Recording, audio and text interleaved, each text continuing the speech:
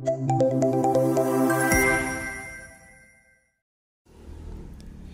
isang press conference, ibinahagi ni PCO Undersecretary Castro na napabilang ang Entalula Beach sa El Nido, Palawan at Bonbon Beach sa Romblon sa World 50 Best Beaches 2025 list. Sinasabing pinagmamalaki ito ng Department of Tourism, lalo na't ito ay isang patunay na kahanga-hanga ang ganda ng Pilipinas.